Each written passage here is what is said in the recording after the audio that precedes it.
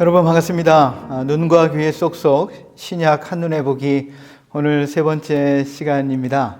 우리 지난 시간까지는 신약과 구약에 있는 중간사, 400년 침묵기하고 신약의 구조 그리고 사복음서의 개론을 우리가 함께 나누게 되었는데요. 오늘은 이제 세 번째 시간에 이제 복음서 첫 번째 시간인데 아마 다음 시간까지 예수님의 생애를 2시간에 걸쳐서 우리가 함께 나누게 될 건데요. 유대 초기 사역부터 해가지고 갈릴리 사역까지 좀 내용이 많지만 한번 부지런히 나가 보도록 하겠습니다. 자, 먼저 지도를 보겠습니다. 이게 세계 지도지요. 이 세계 지도가 있고 우리나라가 여기 있지 않습니까? 요 아시아와 유럽과 아프리카가 이 만나는 지점이 있어요. 거기가 어디냐면 바로 신약과 구약의 성경의 역사가 있었던 그 장소가 아니겠습니까? 바로 이스라엘과 그 주변의 지역인데요. 신약 성경도 바로 요 지역에서 일어난 사건들이 대부분인 것을 우리가 볼 수가 있어요. 세계 역사의 중심이 이스라엘의 앞마당에서 이루어지게 됐다라고 하는 것은 참 놀라운 일입니다. 하나님께서 세계의 역사, 히스토리를 통해서 His story, 바로 예수 그리스도의 구원의 역사를 쓰고 계신 것을 이 지도를 통해서도 우리가 확인할 수가 있겠습니다. 이 부분을 더 확대해서 이제 주로 사복음서에서는 이 지역, 바로 이스라엘 땅이죠. 우리가 구약에서도 우리가 설명을 드렸지만 4개의 물, 여기가 갈릴리 바다라고도 하고 갈릴리 호수라고도 합니다. 갈릴리 바다, 그 사이에 흐르는 강이 요단강, 그 다음에 사해, 그리고 이 동편의 땅이 지중해, 그 사이의 땅을 이스라엘 땅이다, 그렇게 말했지 않습니까? 신약 성경에도 주로 예수님이 이 안에서 사역을 하시는데요. 신약 성경은 조금 이 지역을 좀 더 분할해서 지역으로 나뉘어서 소개를 하고 있습니다.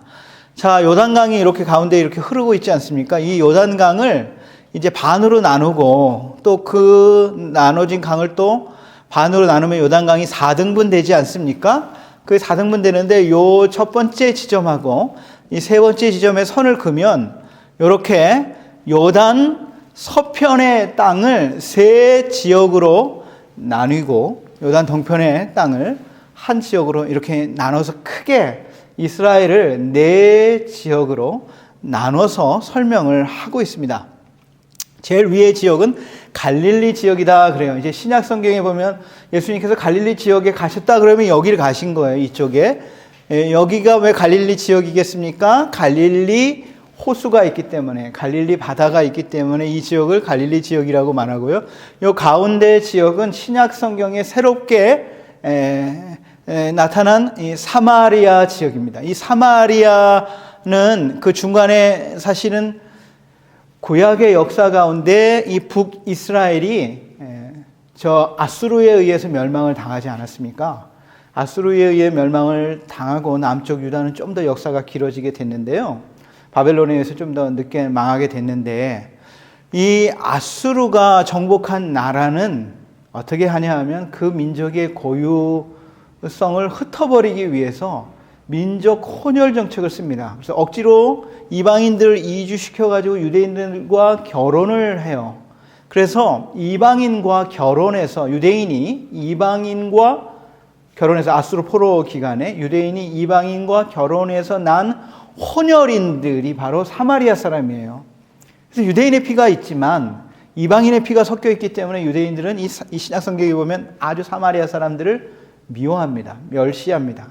아니, 이방 사람들보다 더 싫어하지요. 그래서 이 사마리아 지역을 절대 통과하지 않고 지나가는 게 보통 유대인들의 모습인 것을 보게 되지요. 맨 아래쪽은 유대라는 지역입니다. 그래서 사도행전에 보면 오직 성령이 너희에게 임하시면 너희가 권능을 받고 예루살렘은 여기에 성전이 있는 종교의 중심지 아닙니까? 예루살렘과 그 다음에 온 유대 지역과 그 다음에 사마리아 지역과 땅끝까지 이르러 증인이 된다고 할 때 그분이 바로 유대 사마리아, 또 신약성경에 보면 또 갈릴리 지역, 그리고 요단의 동편 지역이 하나 있어요. 요단 동편 지역은 베레아라는 지역이 있습니다. 베레아하고 비슷한 명칭이 하나가 사도행전에 나오는데요. 사도 바울의 2차 선교 여행 마케도니아 아가야 지역에 갈 때 거기에 보면 베레아라는 교회가 있어요. 베레아라는 성도들은 하나님의 말씀을, 베레아 성도들은 신사적이어서 하나님의 말씀을 늘 상고하고 연구했다, 이렇게 설명하고 있지 않습니까? 그 베레아가 있는데 이 지역은 베레아 지역이 예수님이 마지막에 십자가를 지시기 전에 한 3개월 정도 이 지역에서 사역을 한 것을 보게 됩니다. 지명을 몇 개 더 보도록 하겠습니다. 자, 갈릴리 지역에 여기가 뭐냐면 요 갈릴리 호수의 이 북쪽 지역에 있는 예수님의, 이따가도 설명하겠지만 사역 본부인데요. 가버나움입니다. 그래서 예수님의 제자 중에 많은 사람들이 이 가버나움 출신이에요. 어부들. 그리고 예수님이 어린 시절 자랐던 데가 어디죠? 나사렛이라고 하는 아주 시골 동네입니다. 유대인들은 나사렛 사람들을 좀 얕잡아 보고 무시하고 그래요. 촌사람이라고. 그 다음에 사마리아에는 성경에 이제 중요한 사건이 있기 때문에 수가라는 성에, 사마리아 지역의 수가성에 예수님이 잠시 이곳에서 사역을 하신 내용이 요한복음 3장에 나오게 되죠. 유대 지역에는 제일 중요한 곳이 어디입니까? 바로 예루살렘이죠. 예루살렘은 성전이 있는 곳이요, 종교의 중심지죠. 예루살렘은 산 꼭대기 위에 세워진 도시입니다. 시온산 위에 세워진 도시예요. 그래서 사실은 이 예루살렘에 이제 성이 있기 때문에, 지금도 예루살렘 성이 있는데요. 이 산 속에 있는 요새이기 때문에 참 점령하기가 어려운 그런 성이 예루살렘 성이 되겠습니다. 여호수아를 통해서 이 가나안 땅을 다 정복하지 않았습니까? 그런데 여기가 이제 베냐민 지파가 이제 요 지역을 맡았는데 요 지역을 땅을 차지하면서 이 예루살렘 성을 정복을 못했어요. 여기 여부수 족속들이 살았는데 이 산꼭대기에 있는 성이라 정복을 못했어요. 그런데 나중에 누가 했냐면 다윗이 왕이 된 다음에 이 여부수 족속을 몰아내고 이 다윗 성을 짓고, 그리고 법궤를 실로에서 옮겨와 가지고 이곳에 솔로몬이 성전을 지어서 예루살렘이 이 이스라엘 땅의 중심이 되었습니다. 그 밑으로 쭉 내려가 보면 여기가 어디냐면 바로 베들레헴이죠. 베들레헴은 누가 태어났습니까? 예수님이 태어나신 곳이고, 예수님이 태어나시기 1000년 전에 또 이곳 출신 사람이 하나 있는데 그게 누구냐면 바로 다윗이 이 베들레헴의 목동이었다가 이스라엘의 왕이 되었습니다. 그래서 이 정도가 신약 성경에 나오는 그런 아주 중요한 지명들이 되겠습니다. 이것을 여러분 머릿속에 딱 기억하고 있어요. 예수님께서 갈릴리 지역에서 유대 지역으로 가셨다. 그러면은 여러분 머릿속에서 갈릴리 지역에서 유대 쪽으로 오셨구나, 유대에서 갈릴리로 가셨구나, 사마리아 지역의 수가성으로 가셨구나, 이걸 여러분 머릿속에 기억을 해야 됩니다. 보통 사람들은, 유대인들은 이 갈릴리 지역에, 유대 지역에서 갈릴리로 갈 때는요, 이 사마리아 지역을 통과하지를 않아요.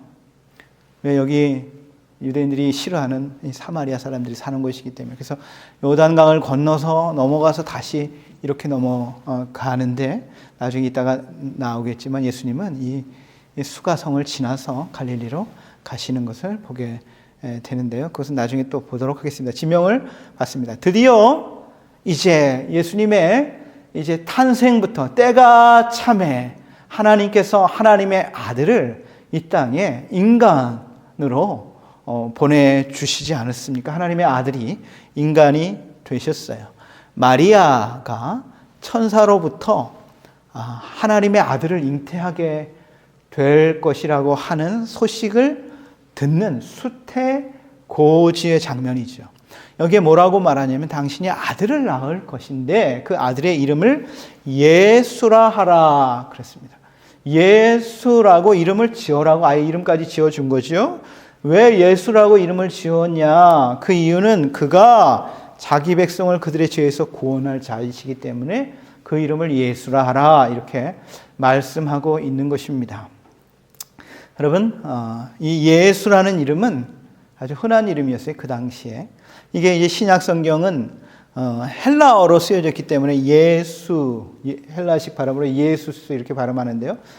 이스라엘 사람들, 히브리 사람들이 발음을 하면 이 단어를요, 뭐라고 말하냐면 예슈아, 여호수아 이렇게 발음을 하는 겁니다. 여호수아 많이 들어봤죠? 예슈아 구약 성경에 나오지 않습니까? 바로 그런 이름이 하나님은 구원이시다라는 뜻이에요. 여호수아가. 근데 그 이름이 하나님의 아들에게 붙여짐으로 해서 백성들을 죄에서 구원할 자로 오셨다는 것을 알려주고 있습니다. 예수님은 훌륭한 랍비 정도가 아닌 거예요. 훌륭한 성인 정도가 아닌 것입니다. 예수님은 인간의 힘으로 해결할 수 없는, 영원히 해결할 수 없는, 그리고 그 죄로 인해서 결국엔 영원히 멸망받을 수밖에 없는 죄의 문제를, 죄로부터 우리를 구원하시기 위해 오신 하나님의 아들이시다라고 하는 것을 천사를 통해서 듣게 되었다라고 하는 것입니다. 예수님의 출생에 관한 족보가 마태복음 1장에 나와 있지 않습니까? 이 부분은 제가 성경을 읽으면서 설명을 해드리고 싶은데요. 마태복음 1장에 예수님의 족보가 나오지요. 1장에 아브라함과 다윗의 자손 예수 그리스도의 계보라, 족보라 이런 것이죠. 여기 보면 아브라함은 이삭을 낳고 이삭은 야곱을 낳고 야곱은 유다와 그 형제들을 낳고 그랬습니다.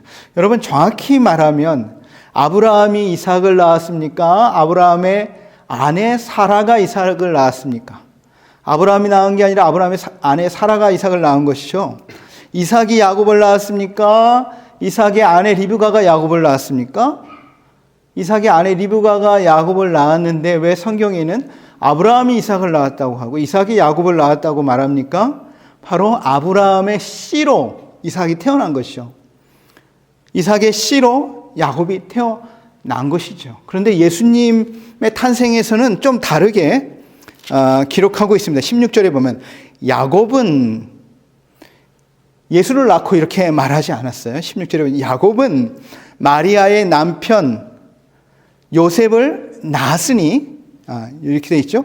야곱은 마리아의 남편 요셉을 낳았으니 요셉이 그리스도를 낳았다 이렇게 말하지 않고 요셉을 낳았으니 그래놓고 그의 아내 마리아에게서 그리스도라 칭하는 예수가 나시니라 그랬어요. 요셉이 예수를 낳고 이렇게 하지 않고 마리아에게서 그리스도라 칭하는 예수가 나시니라 이렇게 말함으로 해서 예수님은 요셉의 씨로 태어난 것이 아니다. 그것을 마태복음에서도 성령으로 잉태된 것이다 라는 것을 마태복음을 통해서도 알려주고 있는 것을 보게 되는 것이죠. 예수님의 탄생이 어디라고요? 베들레헴인데 이 베들레헴은 사실 1000년 전에 다윗이 태어난 곳이지 않습니까? 베들레헴이라는 말은 떡집이라는 뜻입니다. 베트는 집이라는 뜻이고 레헴은 떡이라는 뜻이죠. 그래서 떡집이라는 동네가 있었는데 그곳에 바로 예수님이 탄생하게 된 것이고 이 예수님이 베들레헴에 탄생하실 것은 이미 구약 성경 선지자들을 통해서 예언이 되었습니다. 어디에 나옵니까? 미가서 5장 2절에 예수님이 태어나기 500년 전에 미가 선지자를 통해서 예수님이 메시아가 베들레헴에서 태어나실 것을 예언하고 있습니다. 베들레헴 에브라다야 너는 유다 족속 중에 작을지라도 이스라엘을 다스릴 자가 내게서 내게로 나올 것이라 그의 근본은 상고에 영원에 있느니라. 베들레헴 에브랏이라고도 되어 있고요. 구약 성경의 여러 지명 가운데 에브라다라고도 되어 있습니다. 이건 아주 정확한 지명을 말하는 것입니다. 여러분 야탑동이 옛날에는 뭐였습니까? 탑골이었어요. 탑골. 근데 우리나라 대한민국에 탑골이라는 동네가 몇 개나 있겠습니까? 아마 제 생각에는 한 10개도 넘게 아마 탑이 있는 동네는 다 탑골이라고 불렀을 것 같아요. 그런데 분당에 있는 탑골 그러면 하나밖에 없는 거잖아요. 그것처럼 베들레헴이라는 떡집 이런 지명은 이스라엘 땅에 여러 곳이 있었을 거예요. 그런데 거기에 에브라다라고 하는 지명은 바로 더 정확하게 지명을 말해주고 있는 것이에요. 바로 그것에 바로 메시아가 올 것이다 라고 예언이 되어 있고 그 예언대로 500년 후에 예수님께서 베들레헴에서 탄생하게 지었습니다. 예수님의 탄생을 알고 많은 사람들이 찾아오게 되지 않습니까? 동방에 있는 박사들도 이 별을 보고 구원자가 큰 왕이 태어나실 것이다 라고 알게 되고 그 왕을 찾아오게 되지요. 예수님의 탄생은 인류 역사에 너무나 중요한 사건이죠. 영원한 죄의 문제, 인간으로 도저히 해결할 수 없는 죄의 문제, 이 죄의 사슬을 끊으실 구원자가 이 땅에 오시게 되는 너무나 인류 역사에 있어서 중요한 사건이 바로 베들레헴에서 예수님의 탄생이 되겠습니다. 여러분, 성탄절이 되면 우리가 크리스마스 카드를 보내게 되는데요. 사실은 보통은 이런 그림이지 않습니까? 그런데 이게 사실 정확한 그림은 아니에요. 보통 아기 예수가 탄생을 했고 제일 먼저 아기 예수의 탄생 소식을 들은 사람이 누구시요? 목자들이죠. 목자들이 바로 와서 그 위에 누인 아기를 보고 마을로 달려가서 전하지 않았습니까? 그리고 여기 보면 동방박사들이 또 딱 나타나지 않습니까? 근데 사실은 동방박사들은 바로 요 시간에 온 게 아니고 시간적으로 보면 한 1년 정도 후에 오게 됩니다. 먼 페르시아에서 밤에 별을 보고 별만 보고 와야 돼. 낮에는 올 수가 없잖아요. 별만 보고 와야 되니까 거기서 오는데 한 1년 정도 걸린 것을 알 수가 있어요. 그리고 여러분, 동방박사는 꼭 세 사람을 그려놓지 않습니까? 그런데 사실은 성경에 동방박사가 세 사람이다라고 기록된 것은 없어요. 세 동방박사들이 세 가지 예물을 드렸다 이렇게 되어 있지 세 사람이라고는 되어 있지 않습니다. 아마 동방박사들이 예루살렘에 왔을 때 온 예루살렘이 소동했다 이런 표현이 있어요. 그렇게 보면 아마 세 사람 가지고 예루살렘에 있는 큰 도시가 소동하지는 않았을 것 같고 이 세 사람이 찾아왔다고 헤롯 왕이 만나주지는 않았을 것 같아요. 아마 큰 사람들의 부대를 이끌고 아마 오게 된 것을 우리가 생각할 수가 있습니다. 요게 이제 좀 더 비슷한 그림이 될 거예요. 아마 예수님에게 동방박사들이 찾아왔을 때에는 아마 예수님이 도를 지난 나이가 아닐까. 그래서 동방박사들이 사실은 예수님이 태어난 것을 모르기 때문에 어디로 가냐면 왕궁에 가지 않았습니까? 왕궁에 가가지고 헤롯 왕에게 유대인의 위대한 왕이 태어나셨는데 우리가 이 페르시아에서부터 그 왕에게 경배하러 왔습니다. 그렇게 말하지 않습니까? 그럴 때에 그 헤롯이 그 성경 학자들을 불러내요. 그래가지고 메시아가 어디서 태어날 거냐? 그랬더니 성경을 딱 펼쳐가지고 베들레헴이다 알려주거든요. 그래서 베들레헴으로 가라 알려주고 그리고 올 때 반드시 나에게도 알려달라고 그랬어요. 그러면 어떻게 할 겁니까? 헤롯이 그 왕을 죽여야 되는 것이죠. 헤롯은 자기의 왕권을 유지하기 위해 자기 아내도 죽이고 자기 동생들도 죽이고 자기 아들들도 죽이는 아주 무시무시한 그런 사람이었었는데 바로 그래서 동방박사들이 그냥 돌아가죠. 헤롯 왕에게 알려주지 않고. 그러니까 나중에 어떻게 합니까? 이 헤롯이 베들레헴에 있는 2살 이하의 어린 아기들을 다 죽여라 이렇게 말하지 않습니까? 갓 태어난 아기 다 죽이라 이렇게 말하지 않고 왜 2살 이하의 아기를 죽이라고 말합니까? 왜냐하면 그때가 예수님이 태어난 지 한 1년 정도만 12개월 이상 됐기 때문에 2살 이하의 아기를 다 죽이라 이렇게 말한 것이죠. 예수님이 그 헤롯이 예수님을 죽이려고 한다는 소식을 듣고 요셉과 마리아가 천사를 통해서 그 소식을 듣고 애굽으로 피신을 갑니다. 그 당시 애굽에는요 많은 유대인들이 그곳에 살았어요. 특히 북아프리카에 알렉산드리아라고 하는 아주 유명한 도시가 있지 않습니까? 거기에 아주 유대인들이 수십만 명이 그곳에 있었고 아마 그쪽 지역에 가면 아마 요셉과 마리아의 그런 친인척들이 있었을 것 같아요. 그곳에 어린 시절 피신해 있다가 한 6개월 정도 피신해 있다가 예수님이 자라신 곳은 어디냐 하면 나사렛에서 예수님이 어린 시절 자라게 됩니다. 예수님의 어린 시절에 관한 이야기는 성경에 누가복음에밖에 안 나와요. 어린 시절의 모습이 나타나 있고 예수님의 그 요셉의 직업은 목수였고요. 그리고 요셉은 일찍 죽은 것 같아요. 예수님이 30세가 돼서 공생의 사역을 할 때는 요셉의 이야기가 안 나오거든요. 그러니까 아마 일찍 돌아가신 것 같아요.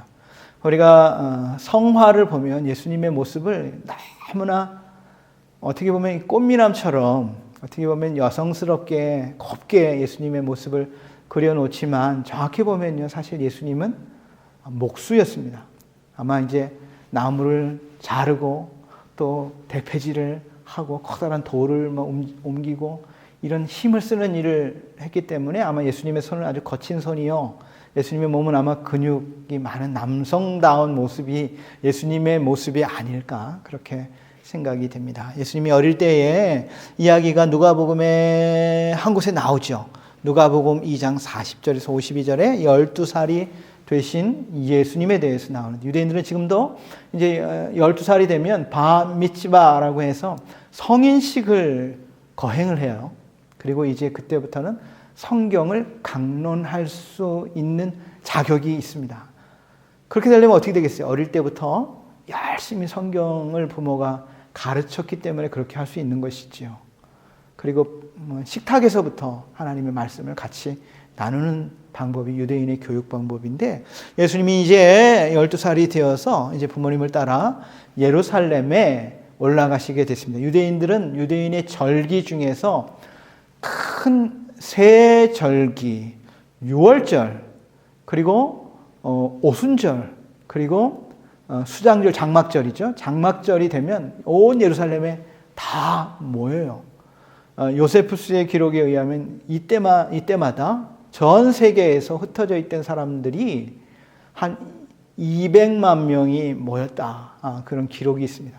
그래서 1년에 한 번씩은 가야 되거든요. 그래서 이 6월절에 예수님이 부모님과 함께 예루살렘에 갔던, 6월절 절기에 예루살렘에 갔던 이야기가 누가복음 2장에 나오죠. 잔치를 마치고 이 절기를 다 마치고 집으로 돌아오는데 어린 이 아기 예수를 잃어버린 거예요. 찾다 다시 사람들에게 물어가봤더니 예수님이 성전에서 성경학자들과 함께 하나님의 말씀을 토론하고 있는 것을 보게 됩니다. 이분들은요, 평생 성경만 연구하신 성경학자, 성경 박사님들인데 그 박사님들의 질문에 이 어린 예수님이 아주 척척척척 대답을 하니까 사람들이 놀란 거지요. 그리고 예수님이 예수님의 모습을 마리아 요셉이 발견하고 이제 집으로 데려가게 되지 않습니까? 그리고 마지막에 누가복음 2장 52절에는 이렇게 기록하고 있습니다. 예수님의 성장을 이렇게 한 절로 정리를 해놨는데, 예수는 그 지혜와 키가 자라가며 하나님과 사람에게 더 사랑스러워 가시더라 그랬어요. 예수님의 성장을 이렇게 네 분야로 나누었는데요. 바로 우리도 이렇게 성장을 해야 되고요. 우리의 자녀들도 바로 이렇게 성장할 수 있도록 우리 부모님들이 우리 자녀들을 이렇게 양육시킬 필요가 있습니다. 자, 첫째로는 예수는 지혜가 자랐다. 지적인 성장이죠. 그 다음에는 뭐예요? 키가 자랐다는 것은 육체적인 성장이에요. 지혜만 자라고 키가 안 자라면 안 되겠죠. 건강이 약해지면 안 되겠죠. 그래서 지혜와 키와 지혜가 육체적 건강과 이 지적 성장이 같이 이루어지는 것이 건강한 것이죠. 그 다음에 세 번째는 뭡니까? 하나님에게 사랑스러워졌다. 영적인 성장이죠. 그 다음에는 사람에게 사랑스러워졌다. 이게 뭡니까? 사회적 성장이죠. 어떤 사람은 하나님과의 관계는 너무 좋아요.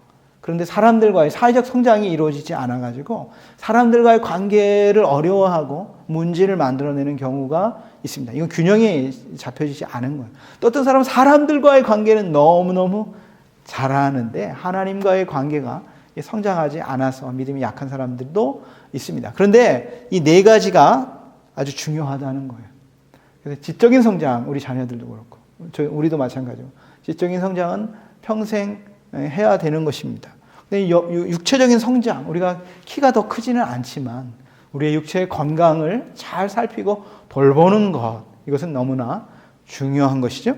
그 다음에 영적인 성장과 사회적 성장, 이것이 균형 있게 우리가 발전해 가야 되는 것이고, 올해보다는 내년보다는 후년에 우리의 모습이 더 이렇게 사역의 성장의 지경이 더 넓어져야 되겠다. 이것을 위해서 저도 노력하고 여러분들도 노력하고 또 우리의 자녀들도 이렇게 성장할 수 있도록 예수님처럼 하나님에게 사람에게 지적으로 또 육체적으로 건강하게 우리 자녀를 양육하는 것, 이것은 참 중요한 것 같습니다. 예수님이 이제 어린 시절의 사역은 누가복음에 한 곳 나오고요. 이제 공생의 사역의 시작이 이제 약 30세쯤 돼서, 정확히 뭐 30세라는 얘기는 안 나오고요. 성경에 보면 예수님의 나이가 30세쯤 되었더라, 이렇게 우리가 추정을 하는 것입니다. 그때 요단강에서 예수님이 세례를 받으시면서 예수님의 사역이 시작이 되는 거예요. 사실은 예수님은 세례를 받으실 필요가 없으신 분입니다. 세례는 뭡니까? 죄를 씻는 것이죠. 회개, 요한의 세례는 회개의 세례지요. 근데 사실은 예수님은 죄가 없으신 분이세요. 그러나 오늘 우리의 죄인들을 대신해서 인간으로 오셔서 죄인이 되신 것입니다. 죄인의 모습으로 죽은 거, 우리의 죄를 다 짊어지셨기 때문에. 그래서 예수님이 세례를 받으시는데요. 세례 요한은 이 예수님을 이때 처음 만난 건 아니죠. 언제 또 만났습니까? 뱃속에 있을 때 만났어요. 세례 요한의 어머니 엘리사벳, 사가랴가 임신했을 때 마리아가 예수님을 잉태하고 만났는데, 뱃속에 있는 세례 요한이 예수님을 보고 막 너무 좋아가지고 막 그때부터 알아본 거죠. 성령으로 충만해서. 근데 여기 다시 예수님을 딱 보게 됐을 때에 예수님에 대해 이렇게 표현합니다. 요한복음 1장 29절에 이튿날 요한이 예수께 자기에게 나아오심을 보고 이르되 보라, 세상 죄를 지고 가는 하나님의 어린 양이로다. 구약시대의 번제 어떻게 합니까? 죄를 양이나 소나 짐승이 뒤집어 쓰고 대신 죽음을 당하는 거 아니겠어요? 그것처럼 바로 예수님이 세상의 모든 죄를 지고 가시기 위해 오신 하나님의 어린 양으로 오신 분이시다라는 것을 오늘 세례 요한이 이렇게 말하고 있는 것이죠. 예수님의 이 세례의 장면에 성령이 비둘기의 모양으로 임하시고 또 하늘에서 하나님의 음성이 들렸습니다. 이는 내 사랑하는 아들이요 내 기뻐하는 자라 하고 하는 음성이 들렸습니다. 여러분, 성경에 삼위일체라는 말은 나오지 않지만 하나님의 삼위가 계시다, 위격이 계시다. 아버지 성부 하나님, 성자 예수님, 성령 하나님이 계시다 하는 것을 우리가 듣고 있지 않습니까? 바로 이 장면 속에 성자 예수님이 인간이 되셔서 세례를 받고 계시고, 성령 하나님이 비둘기 형상으로 이 자리에 임하고 계시고, 성부 하나님께서 음성으로 내 사랑하는 아들이다 라고 하는 음성을 들려주시는 모습 속에 삼위 하나님의 모습이 다 나타나 있는 것을 또 우리가 살펴보게 됩니다. 예수님은 세례를 받으시고 바로 사역을 하러 가신 것이 아니라 광야로 가셨어요. 광야에 가셔서 짐승들이 있는, 맹수들이 있는 그 광야, 낮에는 뜨거운 햇빛, 밤에는 추운 그런 곳에서 40일 동안 먹지 않고 기도하셨습니다. 예수님이 그 광야에서 기도하실 때에 사단이 찾아와서 예수님을 시험하고 있습니다. 세 가지 시험을 하는데요. 세 가지 시험은 오늘날 우리에게도 동일하게 오는 시험이에요. 40일 동안 아무것도 먹지도 마시지도 않았으니까 얼마나 배가 고프시겠습니까? 육체적으로. 인간의 몸이 되셨으니까 얼마나 배가 고프시겠어요. 그러나 이 돌들을 떡으로 만들어 드십시오. 배고프지 않습니까? 그렇게 말하는 거죠. 이 말은 뭡니까? 예수님, 육신의 필요를 먼저 채워야 되지 않습니까? 이런 거죠. 그리고 영적인 일을 하면 되죠. 이런 거죠.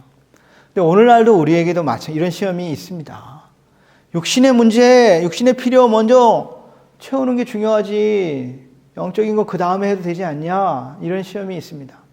우리 자녀들이 고등학교 3학년이 되면 대학에 들어가는 거 중요한 거니. 그 대학 들어간 다음에 신앙생활 열심히 하면 되지. 이런 거죠. 사회적으로 성공한 다음에 그 다음에 교회 봉사 열심히 하면 되지. 육신의 필요를 먼저 채우고 그 다음에 하나님 기뻐하시는 일을 하라. 이렇게 말하는 거죠. 그러나 예수님이 여기에 타협하지 않았습니다. 사람이 떡이 중요하죠. 육신의 필요가 중요하지만 그것보다 우선적으로 하나님의 말씀으로 살아야 된다. 이 욕을 물리치셨습니다. 하나님을 이용하여 이익을 얻으라. 이 성령 꼭대기에서 뛰어내려 보십시오. 천사들이 아마 받쳐줄 것이에요. 그러면 아마 예수님의 명성이 슈퍼스타가 되어가지고 예수님 사역하는 데 편하실걸요. 그렇게 말하는 하나님을 이용해서 편하게 사역해라. 이런 것 아니겠어요? 오늘날에도 우리 하나님을 이용해 이익을 얻으라. 이런 유혹이 있습니다. 사단이 오늘도 동일하게 우리를 유혹합니다. 어떤 사람은요, 교회를 이용해요. 자기의 비즈니스를. 그래서 큰 교회 여러 군데 등록을 해가지고 식당을 하는데 이 교회에도 등록하고 저 교회에도 등록하고 그래가지고 그렇게 하면 좀 더 내 장사가 잘 될까? 이런 유혹. 그런 유혹들이 오늘날에도 있다라고 하는 것입니다. 하나님을 시험하지 말라 그랬어요. 그 다음에 나에게 한 번만 절하면 천하 영광 모든 것 다 너에게 주리라. 그랬을 때 하나님께만 경배해라. 한 번만 절하면 그랬는데 한 번도 타협하지 않으시죠. 그 권세와 영광을 위하여 타협하지 않으시는 것. 오늘날 우리도 바로 예수님의 이 모습, 예수님이 이 사단을 물리치실 때 뭘로 물리치셨습니까? 바로 하나님의 말씀으로 사단을 물리쳤습니다. 오늘 하나님의 말씀, 우리에게 기록된 주어진 하나님의 말씀이 너무나 중요하고 그것을 우리가 잘 알아야 이 사단의 유혹에 하나님의 말씀으로 바르게 물리칠 수가 있습니다. 하나님의 말씀은 에베소서에 보니까 검이다. 말씀의 검을 가지라 그랬어요. 사단의 유혹을 물리치는 하나님의 말씀의 검으로 사단의 유혹을 물리치시고 승리하시는 저와 여러분이 되시기를 바랍니다. 광야의 시험을 이기시고 예수님은 이제 예수님의 사역이 어디로 가냐 하면 바로 예루살렘으로 가십니다. 이제 예수님의 사역을 한 3년 정도로 보는 이유는 예수님의 사역을 다 사복음서를 종합해 보니까 6월절을 지내신 것이 3번 나옵니다. 3번. 그래서 예수님의 사역이 한 3년이다. 이렇게 추정을 하는 것인데 첫 번째 6월절에 예수님이 예루살렘에 가셨습니다. 그곳에서 이 사람을 만나죠. 니고데모라고 하는 유대인의 관원을 만납니다. 우리가 첫 시간에 정치 세력 가운데 사두개인이 나오고 바리새인이 나오는데 이 니고데모는 누구냐면 바리새인이면서 산헤드린 공회의 회원이었습니다. 굉장히 권세가 많은 사람이었어요. 그 정치적인 그 종교적인 재판을 하는 공회의 70명의 위원 가운데 하나이면서 또 대표적인 야당의 세력인 바리새인이었습니다. 바리새인은 성경을 가르치는 선생님이요. 성경대로 separate이라고 하죠. 그래서 세상과 분리된 그런 말씀대로 지키려고 하는 그런 사람이 아니겠습니까? 그러나 이 바리새인인 성경의 선생님도 거듭남에 대해서는 알지 못했다는 것이 밤중에 예수님을 찾아갑니다. 그래서 라비요, 당신이 행하시는 일을 보니까 그런 많은 기적을 행하시는 것을 보니까 하나님에게서 오신 선지자가 맞습니다. 근데 예수님 뭐라고 말하냐면 사람이 거듭나지 아니하면 하나님의 나라를 볼 수 없다 이렇게 말하십니다. 아니 제가 나이가 몇 살인데요. 제가 이 어른이 되었는데 어떻게 2번 태어날 수가 있습니까? 어머니 뱃속에 다시 들어갔다 다시 태어날 수 있습니까? 그래서 예수님 뭐라고 말해요? 육으로 난 것은 육이요 영으로 난 것은 영이다. 육으로 한번 태어난 사람은 반드시 영적으로 다시 태어나야 된다. 이것을 알려주고 있어요. 그러면 사람이 물과 성령으로 거듭나지 아니하면 하나님의 나라를 볼 수 없다. 이렇게 말하고 있습니다. 자, 물과 성령으로 거듭나야 한다. 예수님 말씀하시는데요. 여기에 관해서 성경학자들이 또 말하는 이야기가 조금 두 가지 이론이 있습니다. 첫째, 이 물과 성령으로 태어난다는 것은, 물로 태어난다는 것은 육체적인 탄생을 말하는 것이고, 성령으로 태어난다는 것은 영적인 두 개의 거듭남이 있어야 된다는 것이죠. 여러분, 우리가 어머니 뱃속에 물속에 있다가 태어나지 않았습니까? 10달 동안 있다. 그래서 물로 태어난다는 것은 육체적인 출생, 그리고 성령을 통해서 우리의 영에 거듭나야 한다. 이렇게 말하는 학자들도 있고요. 또 어떤 학자들은 또 이 물은 바로 하나님의 말씀이다 라고 말하면서 그 근거를 성경에 이렇게 대고 있습니다. 에베소서 5장 26절에는 이는 곧 물로 씻어 말씀으로 깨끗하게 하사 거룩하게 했다. 이 물로 씻었다 하는 것을 바로 말씀으로 깨끗하게 했다. 이 물과 말씀을 같은 표현으로 쓰고 있는 것을 보게 되죠. 야고보서 1장에는 진리의 말씀으로 우리를 나았다 이렇게 말하고 있어요. 말씀으로 나았다, 말씀으로 거듭났다 이런 것이죠. 근데 에베소서에 보면 너희가 거듭난 것이 썩어질 씨로 된 것이 아니요 썩지 아니할 씨로 된 것이니 하나님의 살아있고 항상 있는 말씀으로 되었다. 거듭난 게 뭘로 됐다고요? 하나님의 말씀으로 거듭났다 이렇게 말하므로 하나님의 말씀과 성령으로 우리가 거듭난다. 사실 이 두 가지 주장이 저는 다 맞다 이렇게 생각을 합니다. 우리의 구원은 하나님의 말씀을 통해서 우리의 구원의 지식을 알게 되는 것이죠. 디모데후서 3장 15절 16절에 보면 또 내가 어려서부터 성경을 알았나니 성경은 능히 너로 하여금 그리스도 예수 안에 있는 믿음으로 말미암아 구원에 이르는 지혜가 있게 하느니라 그랬어요. 성경이 그리스도 예수 안에 있는 믿음으로 말미암아 구원에 이르는 지혜, 하나님의 말씀이, 그리고 성령의 역사를 통해서 우리가 거듭나게 되는 것이죠. 또 이미 창세 전에 하나님께서, 성부 하나님이 우리를 예정하시는 그런 하나님의 예정의 사역이 있어요. 그러니까 우리의 구원은 성부, 성자, 성령 하나님의 삼위의 역사로 이루어지는 놀라운 사건인 것을 우리가 알 수가 있습니다. 이 일을 통해서 니고데모, 유대인의 관원이요, 산헤드린 공회의 위원이요, 또 바리새인인 니고데모가 구원에 대해서 알게 됐고 거듭남을 경험하게 된 것 같습니다. 그래서 나중에 보면 니고데모가 그 다음에 요한복음에 두 번 나타나는데 그때 보면 예수님을 이제 변호합니다.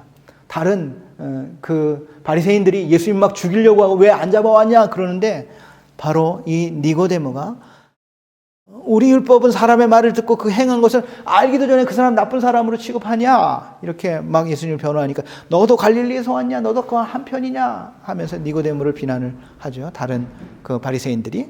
그리고 예수님이 죽으셨을 때에 예수님 무덤을 찾아온 사람 중에 한 사람도 바로 니고데모였습니다. 그래서 아마 이 거듭남을 통해서, 거듭남의 사건을 통해서 니고데모의 삶이 변화된 것을 우리가 보게 되는 것이죠.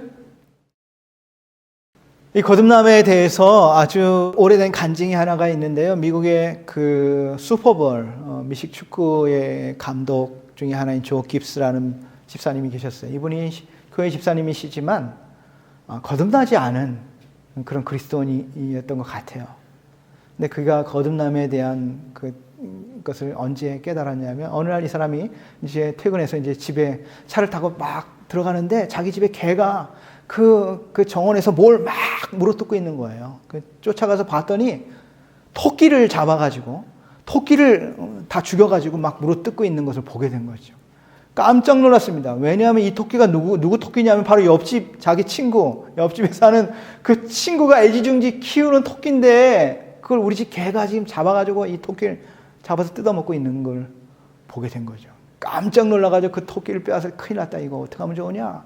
그래가지고 생각해낸 게 뭐냐면 이 토끼를 다시 깨끗하게 물로 씻어요. 그리고 상처를 잘 안 보이게 꿰매요. 그리고 드라이기로 이 털을 아주 보송보송 말려요. 살아있는 것처럼 잘 만들어가지고 밤중에 몰래 담을 넘어가가지고 이웃집에 들어가서 이웃집 토끼장에 이 토끼를 탁 넣어놓고 이제 감쪽같이 이제 모르는 척하고 오게 된 거죠. 근데 며칠이 지났습니다. 며칠이 지난 다음에 그 옆집 친구하고 이야기를 하게 됐어요. 그런데 그러는 거 보니 옆집 친구가 야, 참 살다 보니까 별일이 다 있네.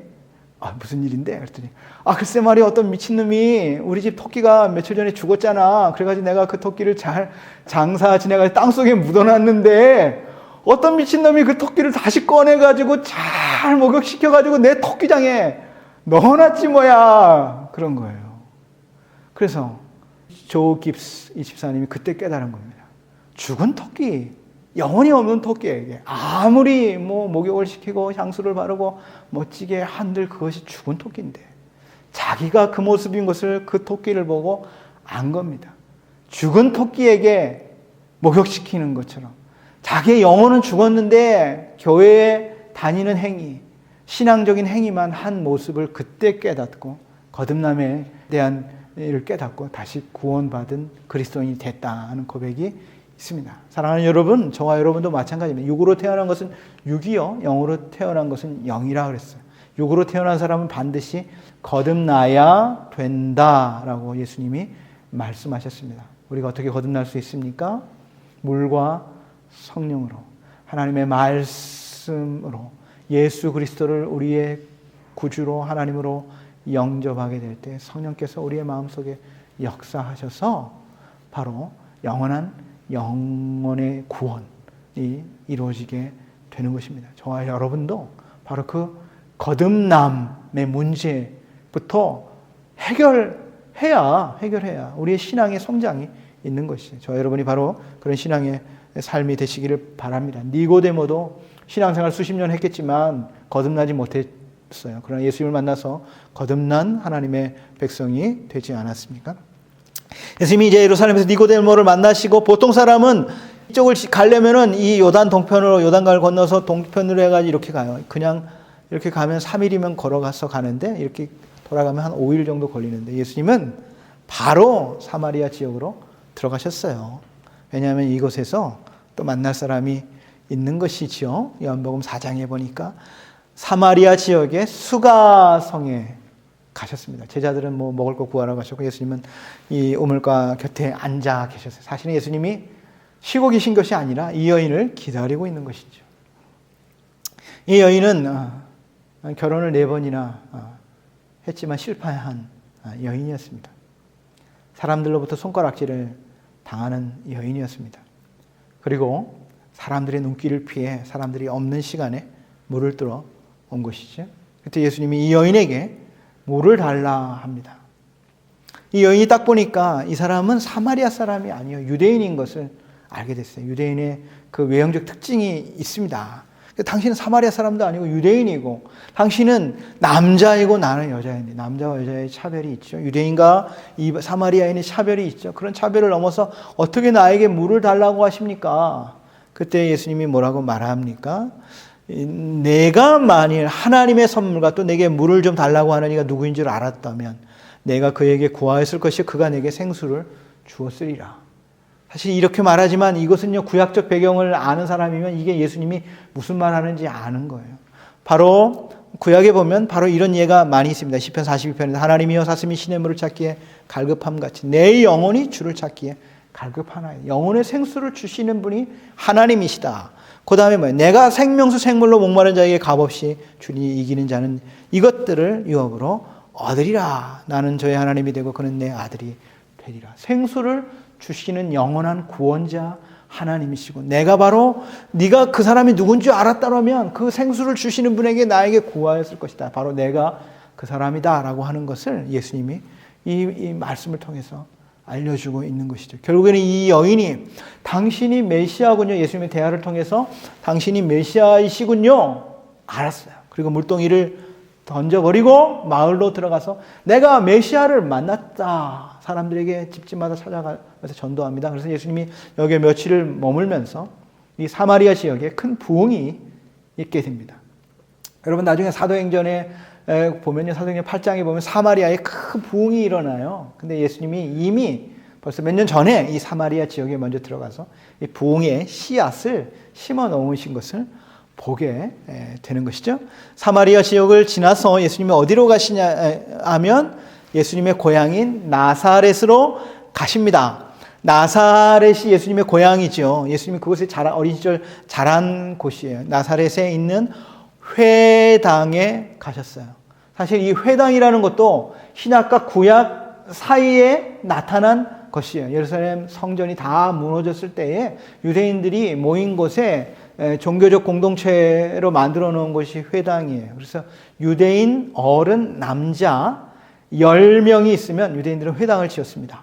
그곳에서 신앙을 계속해서 전수하고 신앙생활을 같이 해왔는데 그 회당에서 나사렛의 회당에서 예수님이 말씀을 펼치셨어요. 두루마리 성경을 펼치셨는데 사실 이 사람들은 이분이 누군지 알아요? 어릴 때부터 잘하는 거 다 봤어요.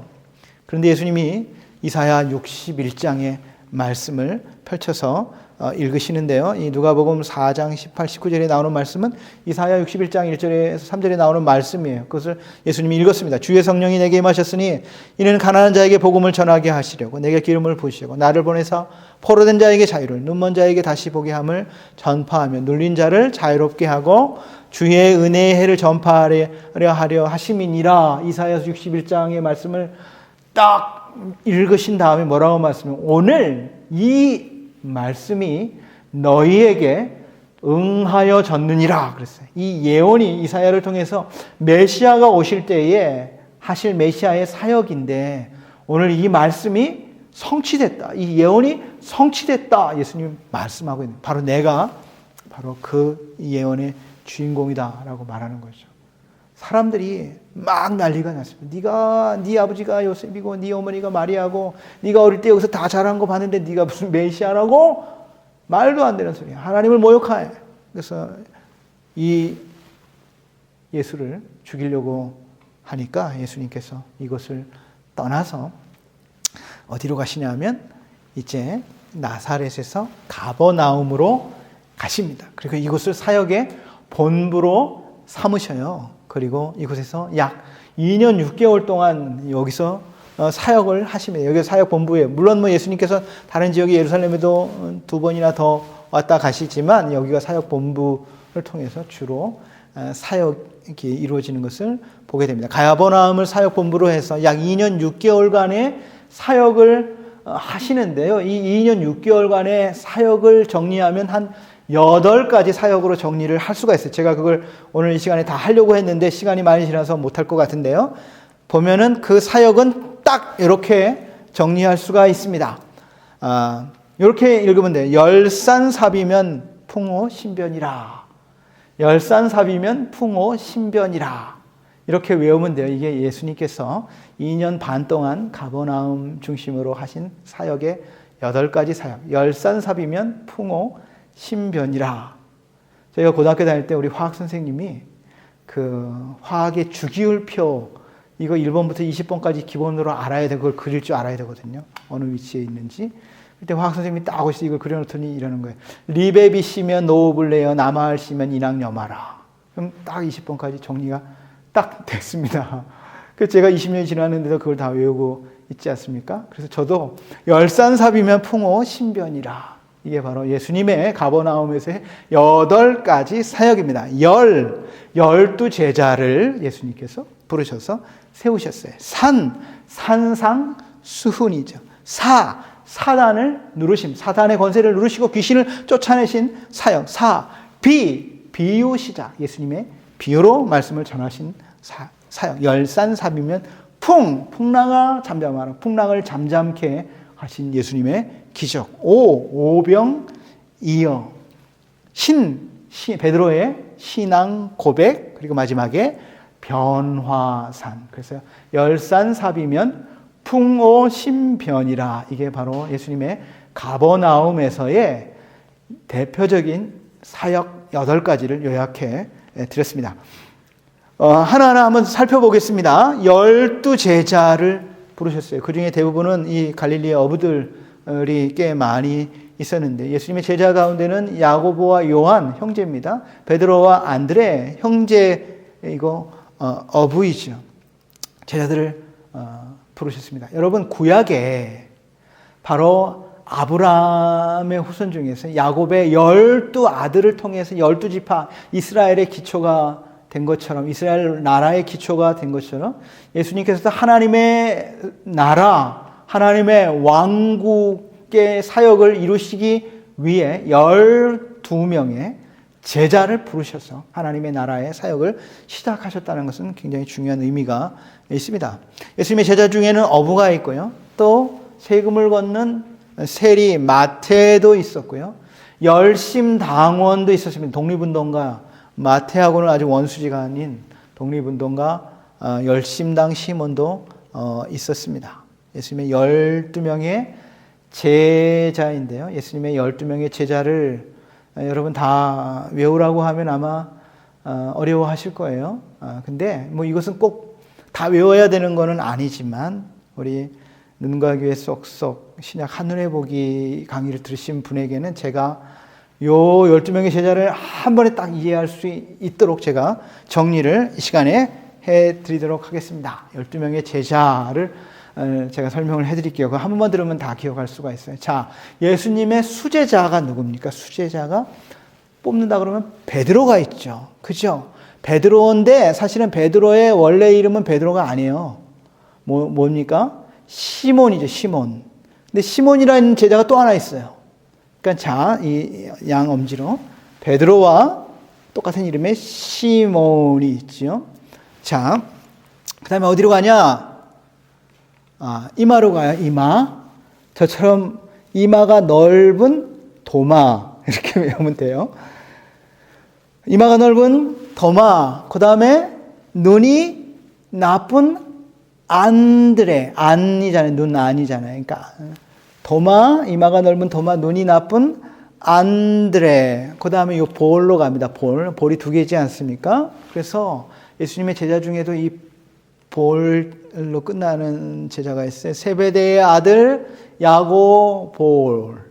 그리고 알페오의 아들 야고 볼. 그래서 이 볼은 세베대의 아들과 알페오의 아들 야고보예요. 그 다음에 코가 멋져서 내 코 좀 봐줘.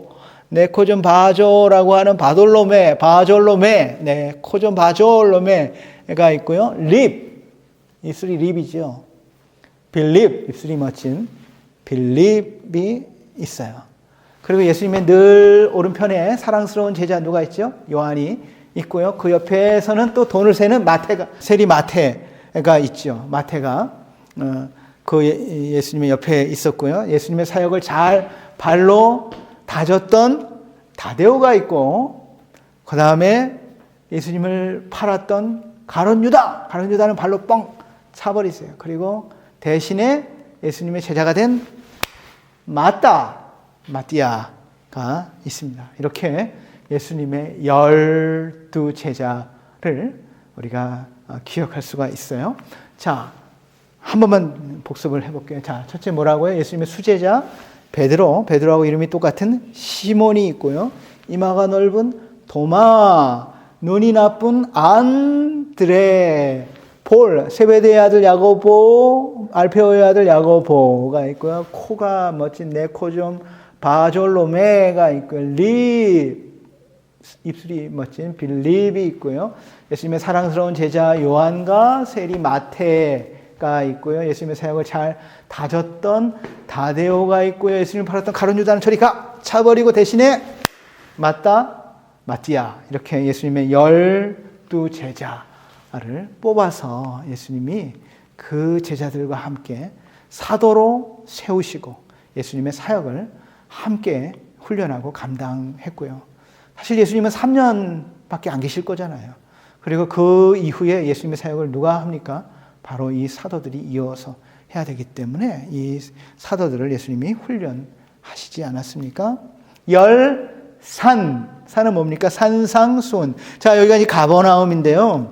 가버나움에 이제 회당 터가 있고 거기에 저도 아주 오래 전에 한 20년 전에 그곳에 간 적이 있는데 그곳에서 찍었던 사진입니다. 가버나움이고 여기는 어디냐 하면 팔복교회. 예수님께서 산상수훈을 말씀하신 그 베세다 들녘 위에 교회가 세워져 있고요. 이 뒤에 여기가 이게 잘 그림이 잘 안 보이지만 여기 호수가 있습니다. 이게 지금 뒤에 보이는 호수가 갈릴리 호수인데요. 그 호수가 보이는 언덕 위에 세워진 팔복교회가 있습니다. 여러분 신혼여행 가서 찍은 거니까 이해를 해주세요. 01년 1월 1일이죠. 2001년 1월 1일에 제가 이 자리에 있었던 것 같아요. 자, 산상수훈이죠. 산 위에서 마태복음 5장에 있는 5장, 6장, 7장에 거친 예수님의 가장 긴 설교 요약, 이 산상수훈인데, 이 산상수훈은 제자들을 향해서 하신 예수님의 가르치심이지요. 그리고 어떻게 보면 오늘날 하나님을 믿는 하나님의 자녀들에게도 주신 아주 중요한 메시지가 있습니다. 요즘 우리 담임 목사님을 통해서 우리가 산상수훈의 설교를 듣고 있는데요. 바로 그 예수님의 가르침의 산상수훈의 내용을 보면 바로 그 당시에 선생님들인 서기관과 바리새인들의 가르침과 달랐다 그랬어요. 7장 맨 마지막 절에 보니까 권세에 있는 말씀이었다. 사람들이 다 놀랐다. 그래요. 그 당시에 서기관과 바리새인은 하나님의 말씀을 가르쳤지만 하나님의 말씀을 외적인 그 내적인 의미를 잘 모르고 그 외적인 껍데기만을 지키려고 했던 그런 모습들이었습니다. 외적인 의가 중요하고 외적인 규범이 중요하고 하나님의 말씀에다 자신들의 전통을 붙여버렸고요.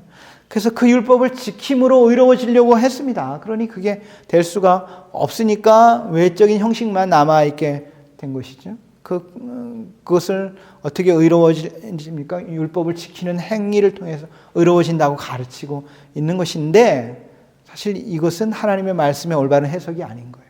예수님은 너희는 이렇게 들었지만 나는 너희에게 이렇게 전한다 하면서 예수님의 하나님의 말씀에 대한 바른 해석이죠. 내적인 의, 영혼, 하나님의 말씀, 그리고 믿음을 통해서 행함이 나온다는 거예요. 그 행함이 있다고 해서 우리가 믿음이 있는 것이 아니다는 것이죠. 믿음이 있으면 반드시 행함으로 나타나게 되어 있다는 것인데요. 근데 행함만을 강조함으로 해서 우리의 믿음이 있는 것을 설명할 수가 없는 것입니다. 여러분, 비가 오면 어떻게 됩니까? 반드시 땅이 젖게 되어 있어요. 근데 땅이 젖었다고 해서 다 비가 온 것은 아닌 것처럼 행함이 있다고 해서 다 믿음이 있는 것은 아닌 것이. 그러나 믿음이 있으면 반드시 행함으로 나타나게 되는 것이 바로 예수님의 하나님을 통한 의, 내적인 의를 말씀해 주고 있는 것입니다. 오늘 산상수훈의 가르침이 바로 그것이죠.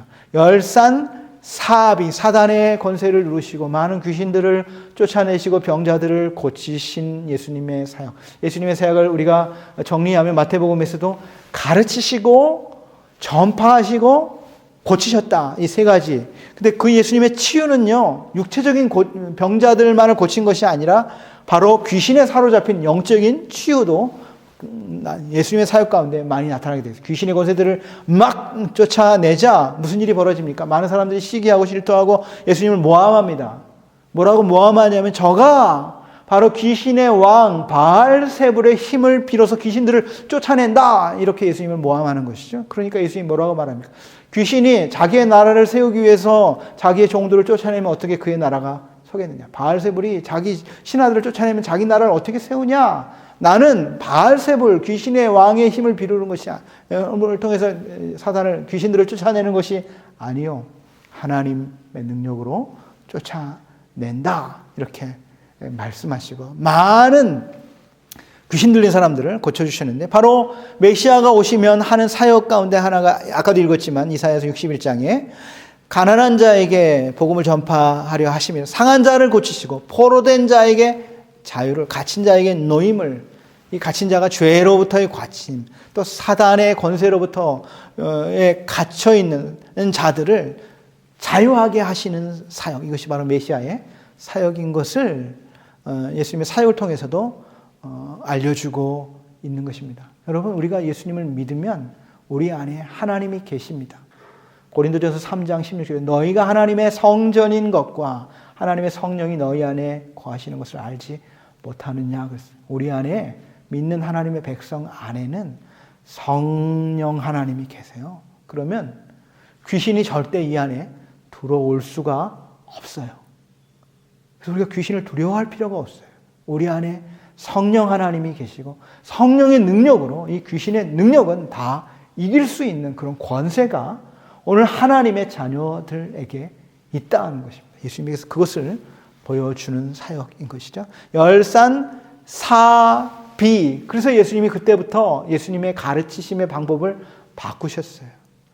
비유를 사용하셨습니다. 비유라는 말은 파라볼레라는 것인데요. 똑같은 것에 비교가 되는 물건을 하나 놓고 설명을 하는 것처럼 어떠한 진리를 설명할 때에 비유를 통해서 하나님의 진리를 다른 많은 비유, 씨 뿌리는 비유, 고기 잡는 비유, 이런 비유를 통해서 하나님의 진리를 설명해 주셨는데 그 이유를 물었어요. 그때 예수님이 뭐라고 말합니까? 제자들이 이 비유의 뜻을 물으니 이르시되 하나님 나라의 비밀을 아는 것이 너희에게는 허락이 되었으나 다른 사람들에게는 비유로 하나니 이는 그들로 보아도 보지 못하고 들어도 깨닫지 못하게 하려 함이라고 그랬어요. 예수님을 바른 마음으로 알고 예수님의 진리를 깨닫게 하는 사람에게는 이 비유가 아주 쉬운 비유가 되겠지만 예수님을 모함하려고 책 잡으려고 하는 사람들에게는 이 비유를 들어도 깨닫지 못하게 하시기 위해서 예수님이 이 비유로 말씀을 전하셨다라고 하는 것입니다. 열산사비, 풍호신변이라 그랬는데요. 풍호신변은 다음 시간에 해야 될 것 같습니다. 예수님의 갈릴리 가버나움 지역에서의 8가지 사역, 2년 반 동안의 사역, 열산사비면 풍호, 신변이라 열산사비 4가지 사역을 오늘까지 했고요. 다음 시간에 계속 이어서 풍호, 신변부터 시작해서 예수님의 십자가와 부활까지 사역을 나눠보도록 하겠습니다. 오늘은 여기까지 하겠습니다. 함께해 주신 여러분 감사합니다.